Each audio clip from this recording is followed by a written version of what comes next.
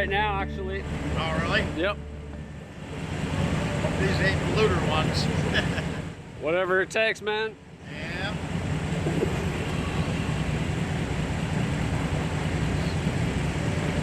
Yeah, I think it'll probably be a pretty peaceful one. Take care, bud.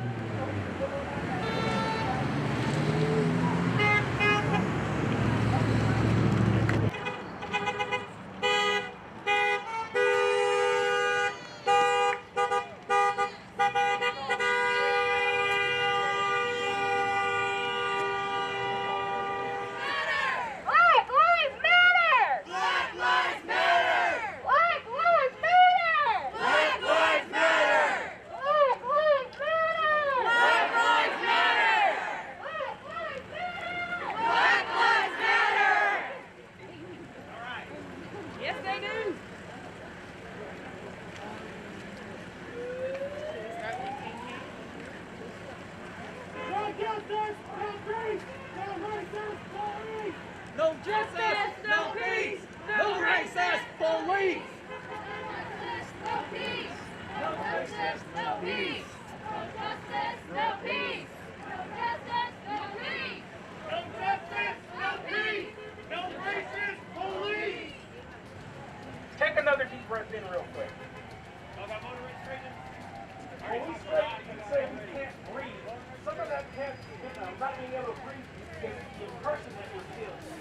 The impression that's being placed on our own self, even when we lay down on the ground. Nice job, way to go. Live it. This is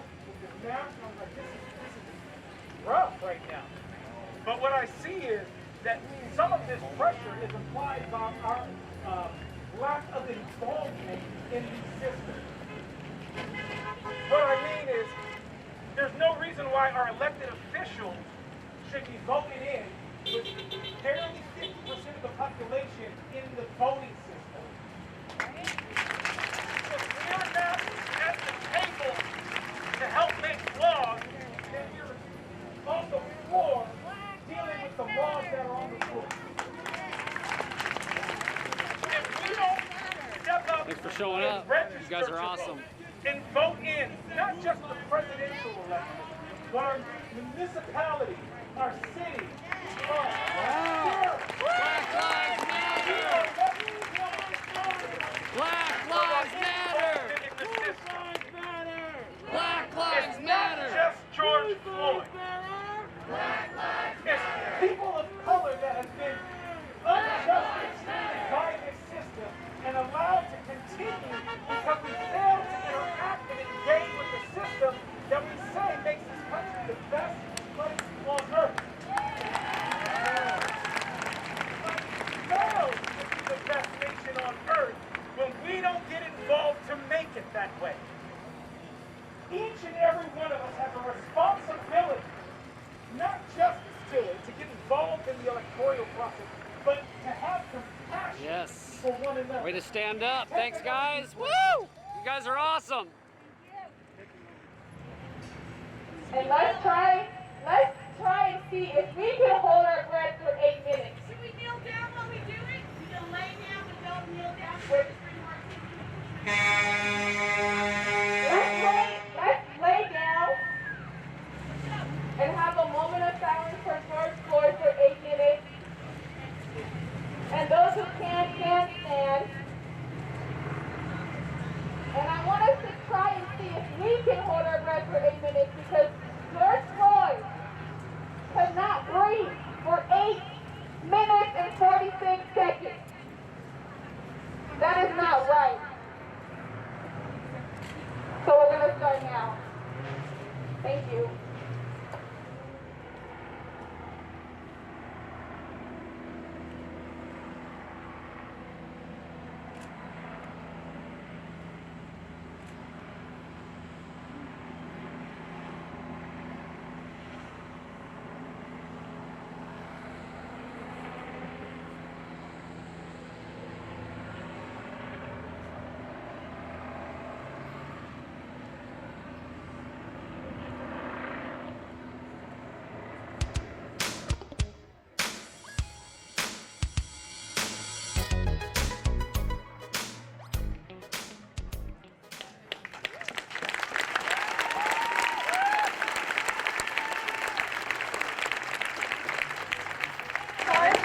To truly matter. I just ask for all of you to do as much as you can to support the Black Lives Matter movement. You are already taking a step in the right direction being here today, and I thank you for that. I ask that you get involved. I ask that we as a community pass along as we begin our journey. Thank you.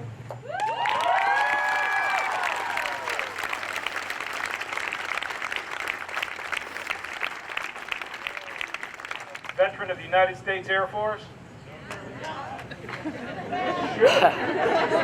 But does that matter when you look at me? Do you see that when you look at me? Do you see a father of 3 children? Do you see a hard-working young man that just wants to take care of his family?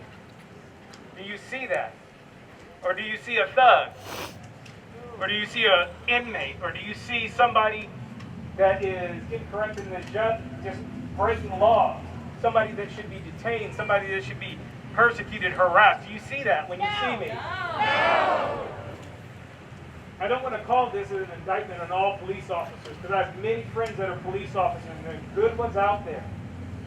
So we shouldn't be lumping them all into one category like we assume that they are lumping all of us into one. There's a lot that needs to change within this system, and it's going to start with all of us. Everybody, my police officers included, everybody just take a deep breath in and let it out.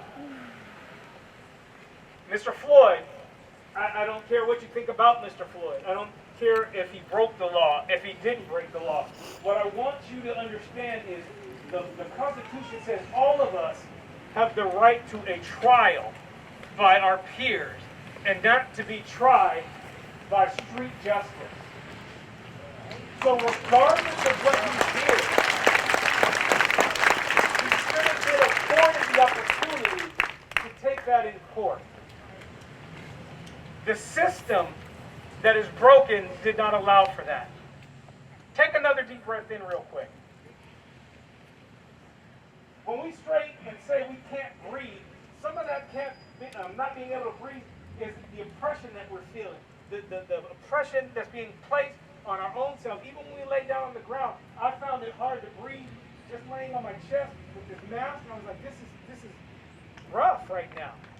But what I see is that some of this pressure is applied by our lack of involvement in these systems. What I mean is, there's no reason why our elected officials should be voted in with barely 50% of the population in the voting system. If we're not at the table to help make laws, then we're on the floor dealing with the laws that are on the books. If we don't step up and register to vote, and vote in not just the presidential election, but our municipalities, our cities, our sheriffs. We are left to deal with the consequences of our involvement in the system. We hear you. It's not just George Floyd.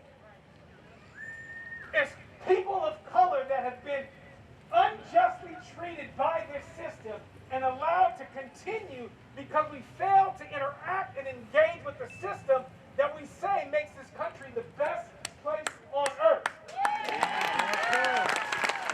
But it fails to be the best nation on earth when we don't get involved to make it that way.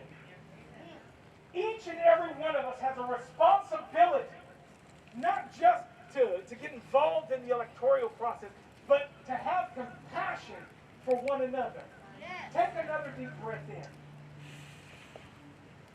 Each time you see injustice, do you stand up for it? When you see someone wrong in the supermarket, do you voice your opinion?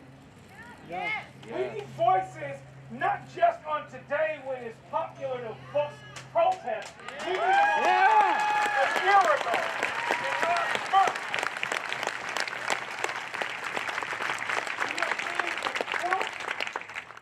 So if we are going to change, somebody needs to breathe out and breathe in and make the change. Are the result of systemic racism and a broken criminal justice system.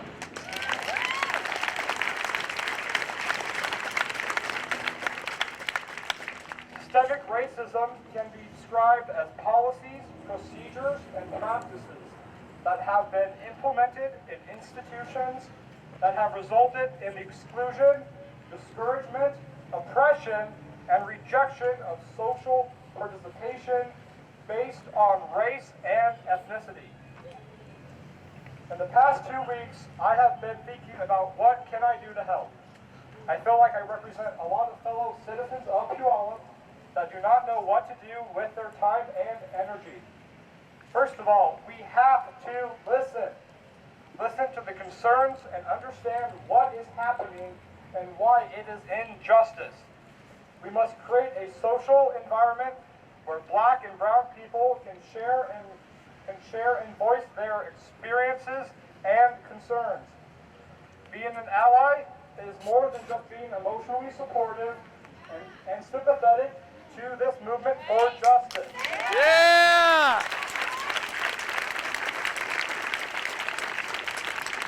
We have to take the next step of action to support this cause.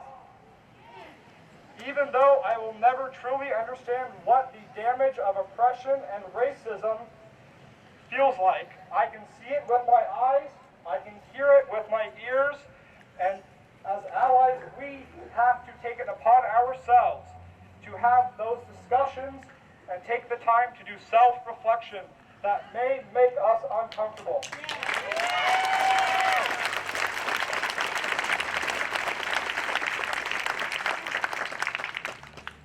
It is our duty to educate ourselves on how systemic racism has affected our family, friends, and fellow community members.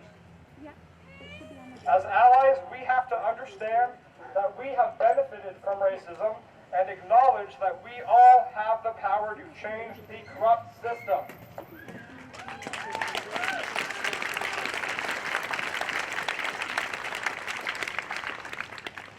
When national leadership is non-existent, we have to unify and commit to changing our country, our state, our county, our community.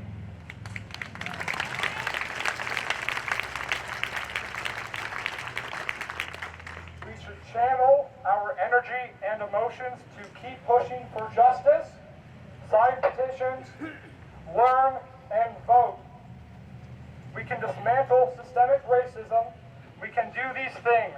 But in order to do so, the change has to come in forms of personal actions, changes in the practices of police departments, and enact public policy that addresses criminal justice reform. There